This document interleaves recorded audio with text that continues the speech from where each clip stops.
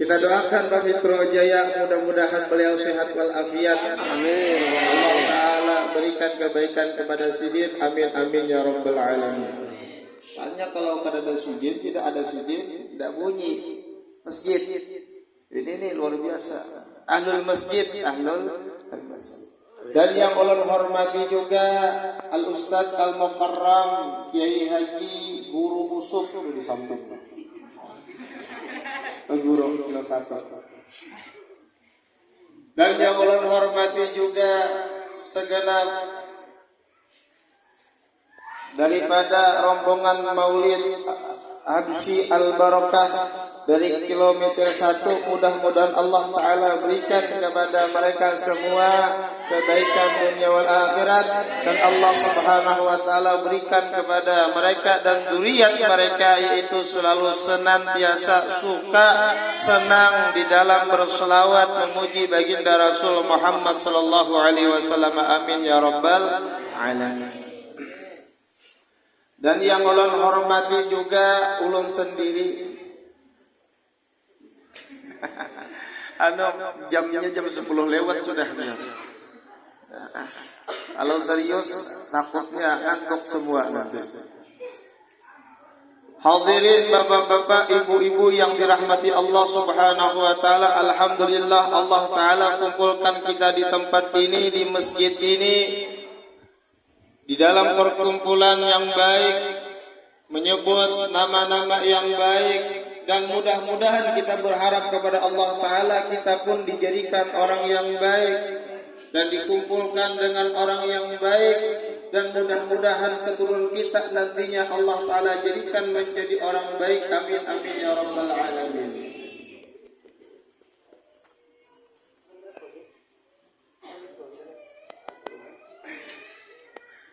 Alhamdulillah kita dikumpulkan oleh Allah Ta'ala, yaitu memperingati daripada satu perjalanan istimewa, yaitu perjalanan baginda Rasul Muhammad sallallahu alaihi wasallam, yaitu perjalanan Isra wal Mi'raj. Ketahuilah di dalam kitab disebutkan kenapa jadi Isra Mi'raj Allah Ta'ala jadikan. Disebutkan sesungguhnya tahun itu baginda Rasul Muhammad sallallahu alaihi wasallam sedih. Kenapa? Karena setelah meninggal paman beliau yang bernama Hamzah meninggal dunia, yang selalu membela beliau. Setelah itu disusul lagi istri tercinta beliau dari kaya raya yang melimpah, bahkan ketika itu Sayyidah Khadijah radhiyallahu taala anha mempunyai banyak toko, orang yang dermawan sampai beliau miskin, memperjuangkan membantu dakwah baginda Rasul. Di tahun itu beliau Sayyidah Khadijah meninggal dunia. Dua figur yang istimewa di mata baginda Rasul meninggal dunia, baginda Rasul sedih. Lalulah tahun itu dinamai Amul Huzun, yaitu tahun yang sedih. Akhirnya baginda Rasul Muhammad sallallahu alaihi wasallam digembirakan oleh Allah Ta'ala, yaitu ditemukan atau dijalankan oleh Allah Ta'ala dari Mekah menuju Masjidil Aqsa, sampai bertemu dan berjumpa dengan Allah Subhanahu wa Ta'ala. Di dalam cerita yang lain, salah satu daripada cerita Isra wal Mi'raj, ketika itu langit berkata kepada bumi, bercakap-cakap antara langit dan bumi. Kata si langit, bumi, hebatan aku daripada engkau. Karena apa? Karena aku di langit, kata langit, ada arasy Allah, ada kursinya Allah, ada lauhil mahfuz dan lain sebagainya. Bahkan para malaikat berkeliling di arasy Allah. Semuanya berada di langit, sedangkan engkau wahai bumi punya apa? Ketika itu bumi menjawab jawaban daripada pertanyaan langit tersebut. Langit, memang engkau mempunyai arsy, memang engkau mempunyai kursi, memang para malaikat kumpulnya di atas langit sana, tapi diriku lebih hebat daripada engkau wahai langit. Apa itu? Ketahuilah, punggungku kata bumi diinjak oleh para nabi dan rasul. Punggungku kata bumi diinjak oleh para aulia Allah Subhanahu wa taala. Ketahuilah kata bumi, punggungku bahkan di perutku ada di dalamnya daripada jasad-jasad para nabi, para aulia, bahkan Sayyidul Anbiya wal Auliya baginda Rasul Muhammad sallallahu alaihi wasallam berada di dalam perutku kata bumi. Akhirnya si langit mendengar jawaban bumi tersebut, menangis lagi. Kata kami lagi kecil dulu, kalau hujan tersebut biasa kata-kata lagi kecil. Biasanya kalau hujan itu kata kami lagi halus itu tuh lagi kecil, namanya malaikat makameh. Kalau guntur itu kata lagi kita kecil-kecil itu malaikat lagi kentut. Ada juga katanya mukul drum dan sebagainya lagi. Menangis langit tersebut mendengar jawaban daripada bumi tersebut, menangis dan sedih. Akhirnya langit berkata kepada Allah, ya Allah, aku menginginkan kekasihmu Sayyidina Muhammad sallallahu alaihi wasallam menginjak daripadaku, menemui aku. Akhirnya permintaan langit tersebut dikabulkan oleh Allah Subhanahu wa taala. Terjadilah yaitu Mi'raj. Ini salah satu ceritanya. Mungkin Pian sekali ini aja pernah mendengar, dahulunya mungkin pernah juga. Perjalanan Isra wal Mi'raj kalau diceritakan dari awal sampai akhir sampai jam 3 sanggup? Sanggup? Sanggup. Kalau Pian sanggup, ulunnya enggak sanggup. Kok pada aja dulu. Kita ambil sedikit demi sedikit daripada asbab daripada Isra wal Mi'raj sudah barusan. Setelah itu ketika baginda Rasul Muhammad sallallahu alaihi wasallam mau Isra wal Mi'raj, dada baginda Rasul itu dibelah. Datang malaikat membawa wadah bejana, yang bejana tersebut terbuat dari emas yang isinya daripada air Zam-Zam. Ketika itu baginda Rasul Muhammad sallallahu alaihi wasallam dibelah dada beliau. Dibelah dada baginda Rasul Muhammad sallallahu alaihi wasallam, bukan sekali itu saja. Baginda Rasul Muhammad sallallahu alaihi wasallam dibelah dada beliau 3 kali disebutkan. Salah satunya ketika baginda Rasul Muhammad sallallahu alaihi wasallam dibawa oleh Halimah Sa'diyah. Halimatus Sa'diyah adalah orang yang pengasuh atau orang yang menyusui baginda Rasul Muhammad sallallahu alaihi wasallam di pegunungan. Ketika itu lagi bermain anak Halimatus Sa'diyah dengan baginda Rasul, tiba-tiba ada malaikat datang memberikan baginda Rasul dan membelah dada baginda Rasul, membersihkan hati baginda Rasul yang sudah bersih. Ya, berpikiran kita berarti hati baginda Rasul sudah bersih. Hati baginda Rasul Muhammad sallallahu alaihi wasallam bersih, akan tetapi di situ Allah Subhanahu wa taala membuang daripada bagian hati baginda Rasul haddus syaitan. Ana baginda Rasul rahmatan lil alamin, seluruh alam tersebut termasuk syaitan juga alam. Allah taala di situ membuang rahmat bagian daripada syaitan, dibuang di dalam hati baginda Rasul. Dibuang haddus syaitannya, bagian syaitan dibuang. Enggak ada. Setelah itu baginda Rasul Muhammad sallallahu alaihi wasallam setelah dibelah dibersihkan hati baginda Rasul Muhammad sallallahu alaihi wasallam, ini hikmahnya salah satunya jikalau kita ingin menghadap Allah taala atau menginginkan kita tersebut dekat dengan Allah taala, yang pertama kali yang kita pikirkan adalah membersihkan hati. Isra wal Mi'raj persiapan ketika baginda Rasul Muhammad sallallahu alaihi wasallam ingin bertemu dengan zat wajibul wujud Allah taala, dipersiapkan lebih dahulu yaitu membersihkan hati. Membersihkan hati. Begitu juga kita.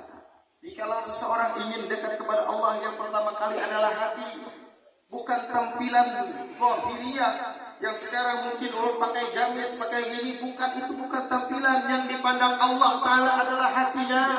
Meskipun orangnya biasa, kopiahnya mereng, bajunya mungkin timpang, sarungnya mungkin tinggi sebelah, biasa-biasa saja, tapi hatinya luar biasa kepada Allah Ta'ala, bersih.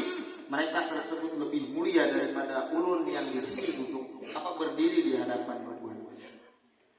Yang dipandang Allah Ta'ala itu hati, bukan jasad. Innallah la yanzuru ila jasamikum wala ila suwarikum. Allah tidak memandang jasad kita. Ada yang kekar, ada yang kurus kayak Pak Mitro. Kenapa Mitro? Ada yang gendut, ya kan? Ada yang sedang, jasadnya masing-masing, ada yang tinggi, ada yang rendah. Masing-masing Allah Ta'ala ciptakan jasad tersebut. Allah tidak memandang. Wala ila suwarikum, Allah tidak memandang bentuk kulitnya, hitamkah, birukah, hijau-kah, putihkah, coklatkah, bagaimanakah rupa orang tersebut, Allah tidak memandang. Tetapi Allah Ta'ala memandang kepada ila qulubikum, ila qulubina, hati kita yang Allah Ta'ala pandang sesuai dengan firman Allah Ta'ala. Allah Ta'ala menyebutkan ketika nanti di hari pada mahsyar, semua tergantung daripada amalnya. Mereka tersebut mengajukan lain sebagainya. Allah Ta'ala mengatakan al-yawma la yanfa'u malun wala banun illa man atallaha biqalbin salim. Waktu itu, hari itu tidak manfaat lagi harta dan anak, kecuali mereka yang mendatangi Allah dengan hati yang selamat.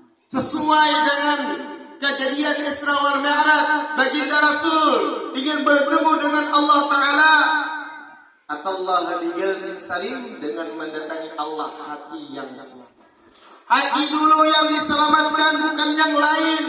Di hati iman kita dulu selamat atau tidak. Di hati anak kita imannya selamat atau tidak, itu yang penting, bukan materinya. Minta maaf dulu, bukan materinya.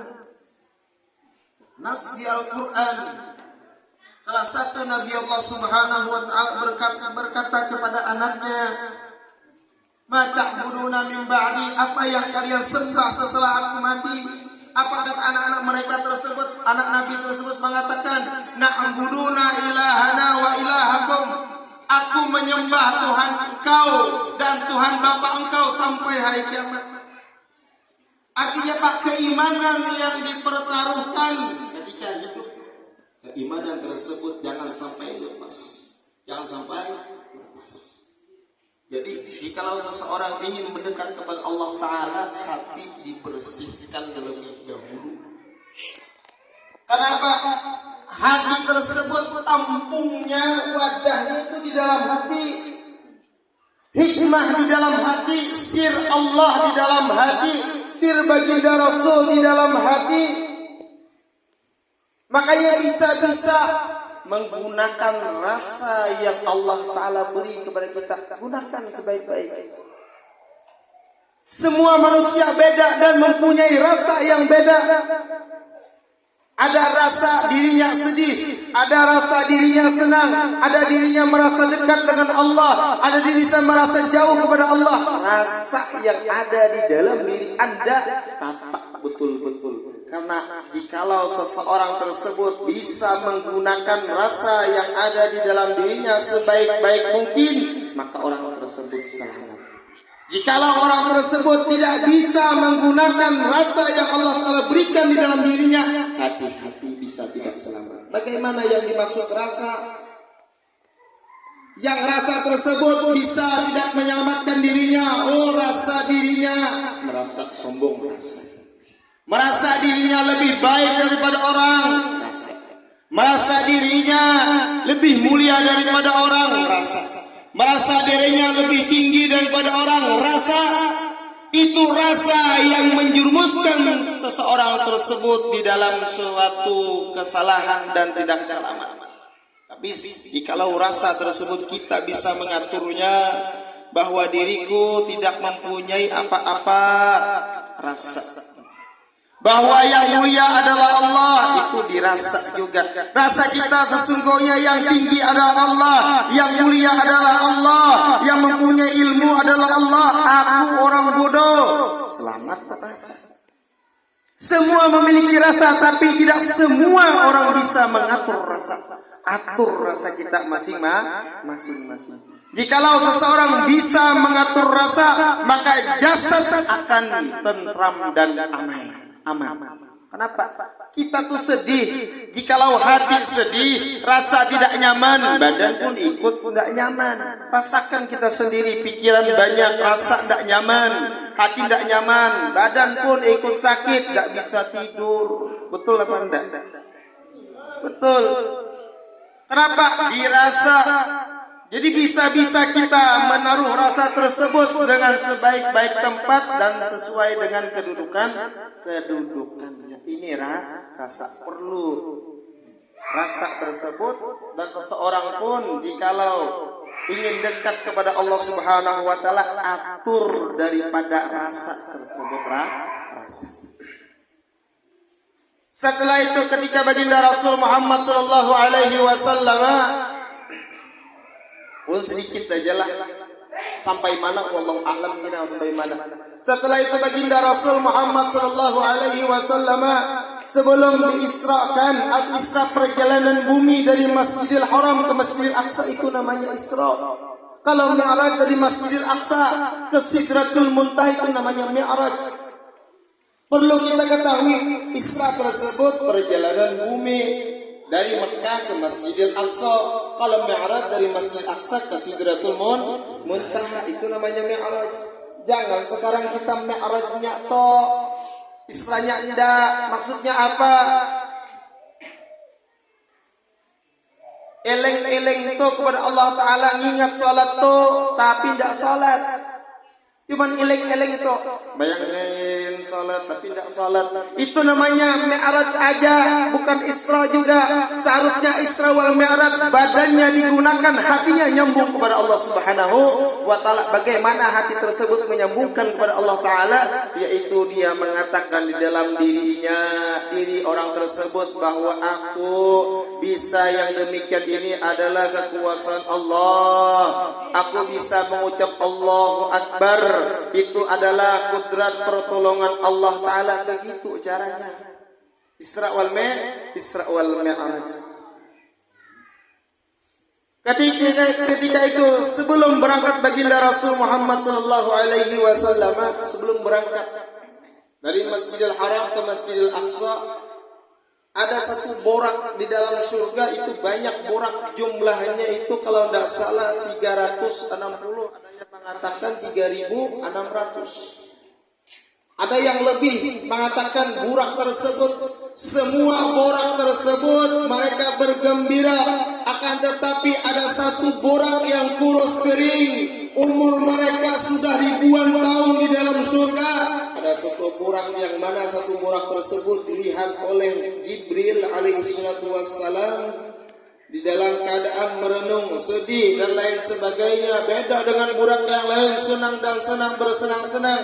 Tapi ada satu borak yang merenung dalam keadaan badannya kurus kering. Akhirnya didekatilah oleh malaikat Jibril. Wahai borak, ada apa?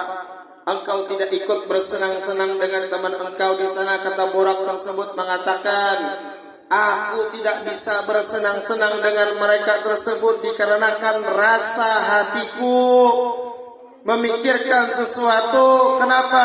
Kullul burak, setiap burak maktubun fi jabhatihim Muhammadun sallallahu alaihi wasallam.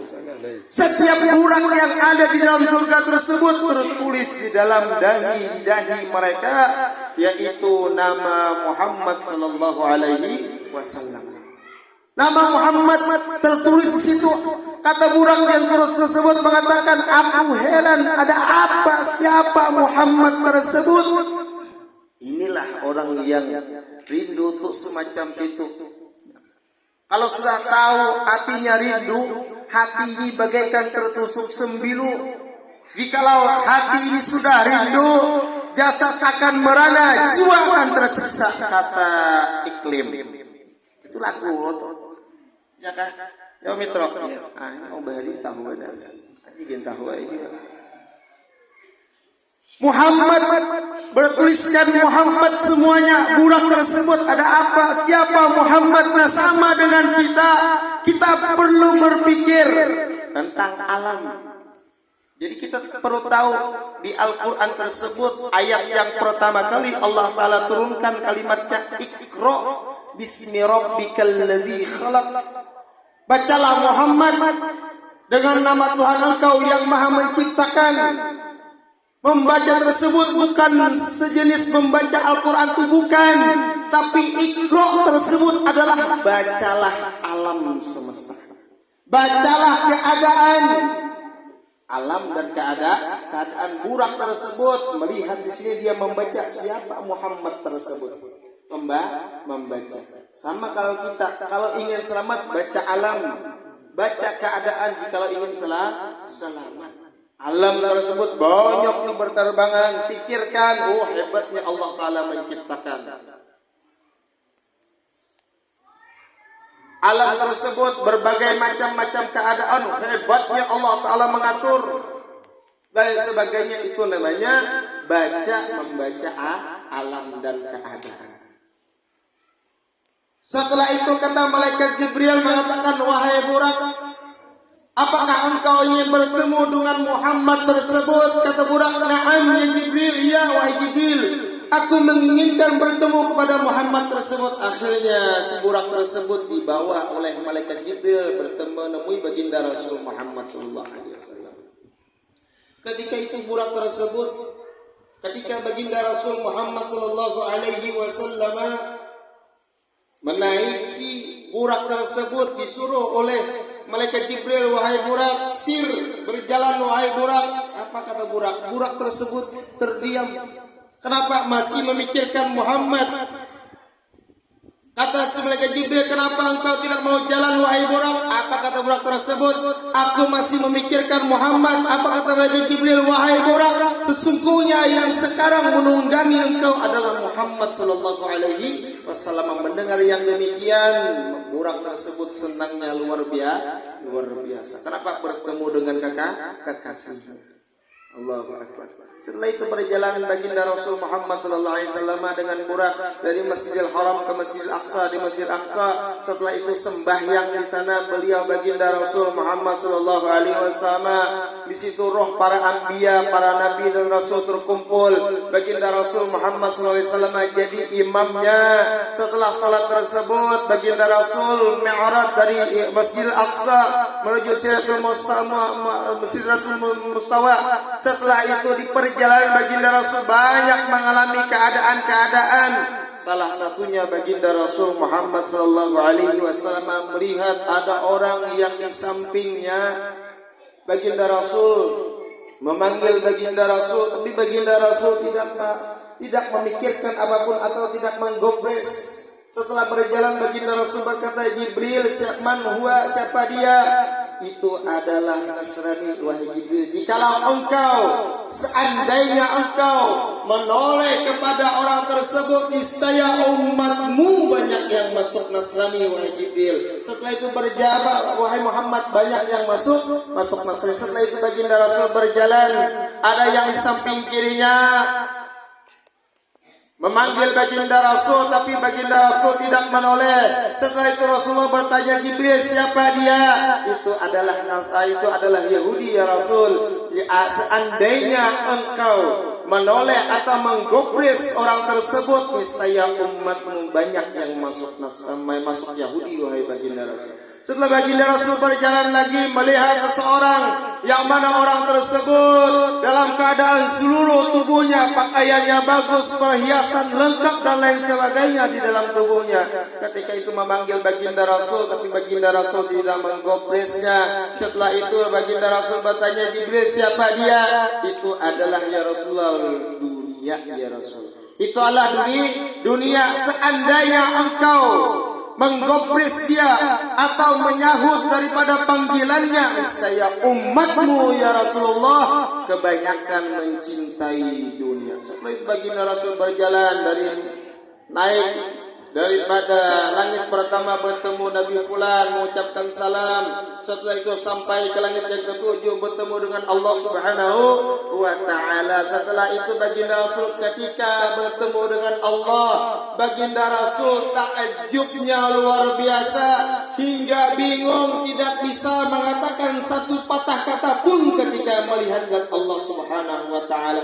Karena seseorang tersebut nanti jikalau orang tersebut selamat, maka dia bisa memandang zatnya Allah Subhanahu wa ta'ala.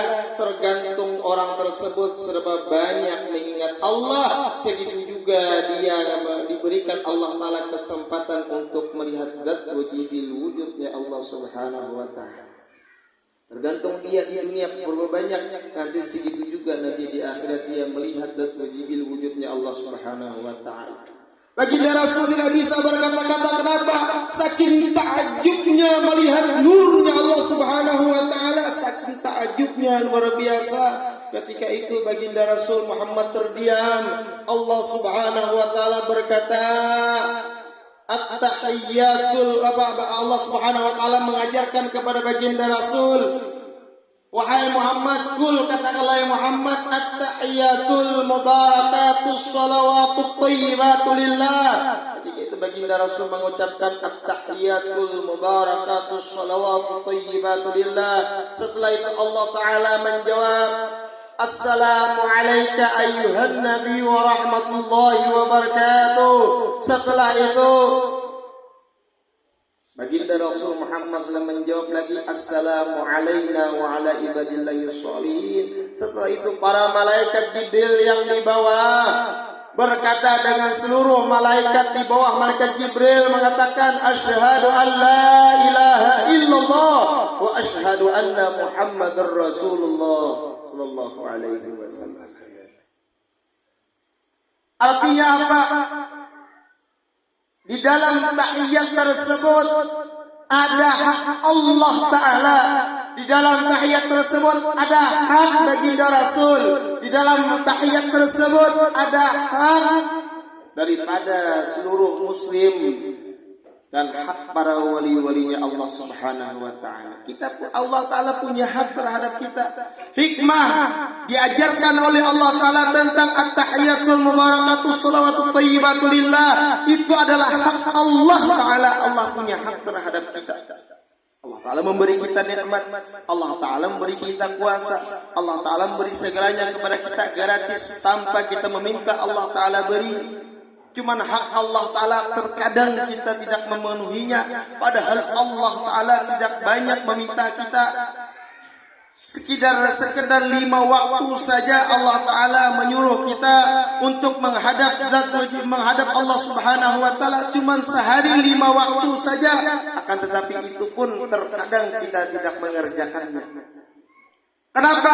Karena as-salatu mi'rajul mu'min. Salat tersebut adalah mi'rajnya orang mukmin menghadap Allah Subhanahu wa ta'ala. Setiap dia mengerjakan salat, maka sesungguhnya orang tersebut ketika itu mi'raj menghadap Allah Subhanahu wa ta'ala.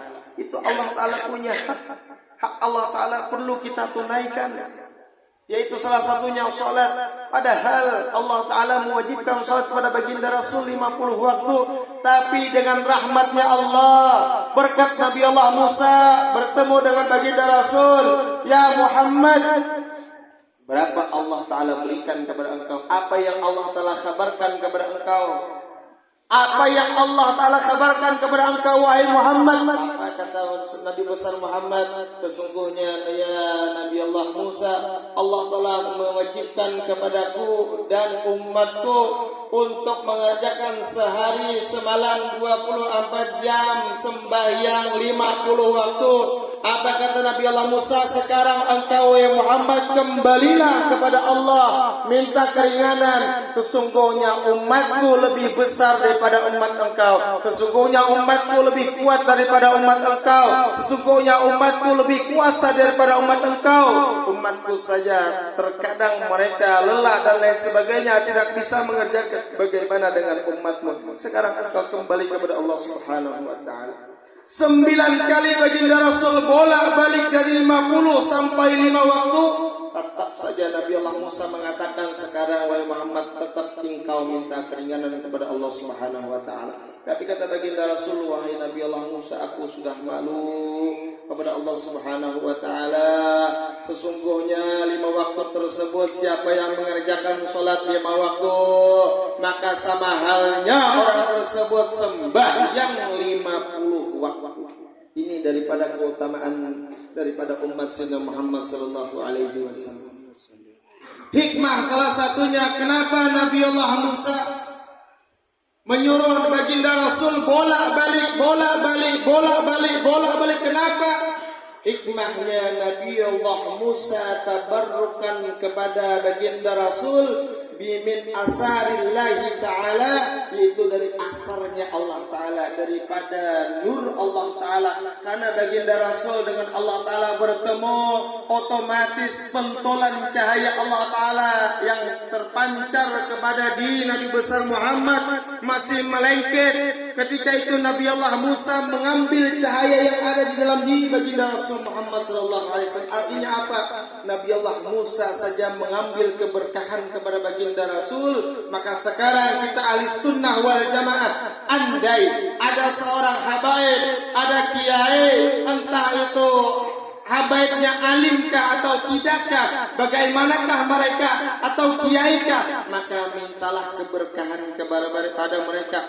Minta doa mereka, minta doakan keberkahan anak, keberkahan keluarga dan lain sebagaimana Nabi Allah Musa memperlakukan Nabi besar Muhammad sallallahu alaihi wasallam di dalam tabarukan mengambil athar bekas Allah Subhanahu wa taala yang menempel di dalam jasad baginda Rasul Muhammad sallallahu alaihi wasallam.